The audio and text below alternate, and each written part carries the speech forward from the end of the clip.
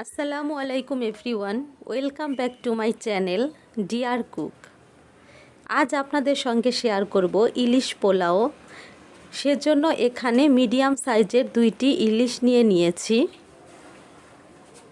এখন এগুলোকে কেটে ধুয়ে পরিষ্কার করে নিব। আর এখানে হাফ কাপ পরিমাণ দুধ নিয়ে নিয়েছি। দুধের মধ্যে দিয়ে দিচ্ছি লেবুর রস। এখন হয়ে গেল এটা বাটার মিল্ক। আমার কাছে হচ্ছে টক দই নেই, সেজন্য এটা তৈরি করে নিলাম। এখন চলে যাই মূল কাজে। এখানে হচ্ছে 2 টেবিল চামচ পরিমাণ পেঁয়াজ বাটা নিয়ে নিয়েছি, আর দিয়ে দিলাম আদা রসুন পেস্ট। এখন হলুদ মরিচ ধনিয়া সব একসঙ্গে দিয়ে দিচ্ছি, আর দিয়ে দিব পরিমাণ মতো লবণ। আর তৈরি করে রাখা সেই বাটার মিল্কটা দিয়ে দিলাম। এখন সব কিছু একসঙ্গে ভালোভাবে মিক্সড করে নিব।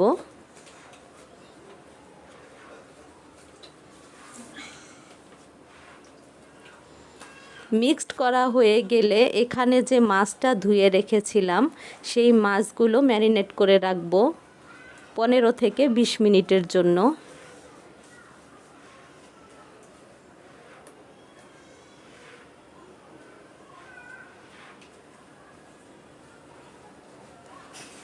সবগুলো একসঙ্গে উল্টে পাল্টে ভালোভাবে মশলার সঙ্গে মিলিয়ে নিচ্ছি।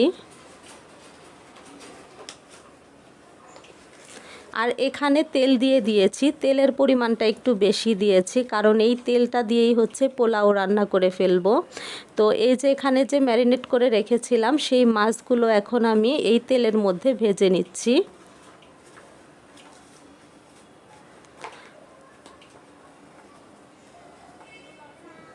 বাকি যে মশলাটা ছিল সেই মশলাটাও দিয়ে দিচ্ছি তেলের মধ্যে। এখন এইভাবে 10 থেকে 15 মিনিট রান্না করে নেব। এর মাঝে একবার ঢাকনা দিয়ে ঢেকে দিয়েছিলাম। এখন মাছগুলোকে উল্টে পাল্টে নিচ্ছি। মাছ রান্না করা শেষ। এখন আমি মাছগুলোকে তুলে ফেলবো। আর এই তো এখানে মশলাটাও তুলে নিয়েছি। এখন হচ্ছে কড়াইতে আবার অল্প একটু তেল দিয়ে তারপরে পোলাওটা রান্না করে নিব। এখানে এলাচ দারুচিনি লবঙ্গ আর তেজপাতা দিয়ে তারপরে হচ্ছে পেঁয়াজ দিয়ে দিচ্ছি। পেঁয়াজটা হালকা একটু ভাজা ভাজা করে নিব।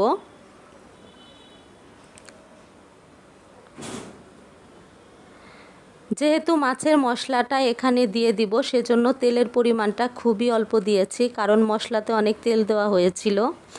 আর এই যে এদিকে হচ্ছে 1.5 পট চাল নিয়ে নিয়েছি, 750 গ্রামের মতো হবে। আগেই ধুয়ে রেখেছিলাম। তো এখন হচ্ছে এই পেঁয়াজ আর তেলের মধ্যে দিয়ে দিচ্ছি।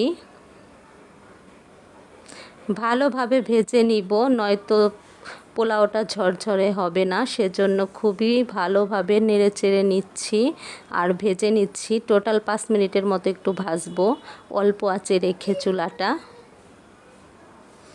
এই তো ভেজে নেওয়া শেষ। এখন হচ্ছে সেই মাছের মশলাটা এর মধ্যে দিয়ে দিচ্ছি।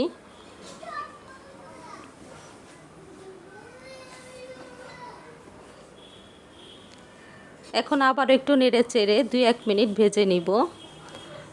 এই মশলাটা দেওয়ার সাথে সাথেই সুন্দর একটি ফ্লেভার আসে ইলিশ মাছের। যারা আমার এই ভিডিওটি দেখছেন কিন্তু এখন পর্যন্ত চ্যানেল সাবস্ক্রাইব করেননি, তাদেরকে অনুরোধ করছি প্লিজ আমার এই চ্যানেলটিকে সাবস্ক্রাইব করে দিবেন। আর যারা ফেসবুক থেকে দেখছেন তারা প্লিজ আমার এই ডিয়ার কুক পেজটিকে ফলো দিয়ে দিবেন। তাহলে আমি যখনই নতুন কোনো ভিডিও ছাড়বো নোটিফিকেশন আপনার কাছে পৌঁছে যাবে আর আপনি দেখে নিতে পারবেন। এই তো আমি এখন চালের মধ্যে পানি দিয়ে দিয়েছি। যেহেতু 1.5 পট চাল দিয়েছি সেজন্য সেই পটেরই ডাবল অর্থাৎ 3 পট পানি দিয়ে দিয়েছি। আর দিয়ে দিয়েছি 3টি কাঁচামরিচ ফ্লেভারের জন্য। এখন হচ্ছে ঢাকনা দিয়ে ঢেকে দিলাম। কিছু সময় পরে ঢাকনাটা তুলে এখন এই যে দেখেন পোলাওটা কিন্তু অনেকটাই চাল ফুটে এসেছে। এখন হচ্ছে আমি একটু উল্টে পাল্টে দিচ্ছি, তারপর আবারও একটু ঢাকনা দিয়ে ঢেকে দিব।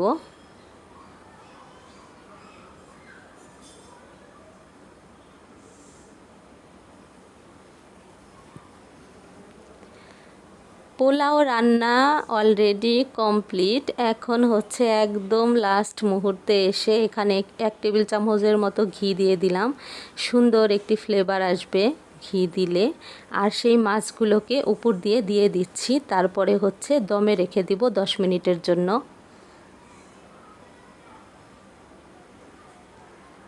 দম দেওয়া শেষ। এখন হচ্ছে আমি চুলা থেকে নামিয়ে নিব। এখন এটা খাওয়ার জন্য একদম প্রস্তুত।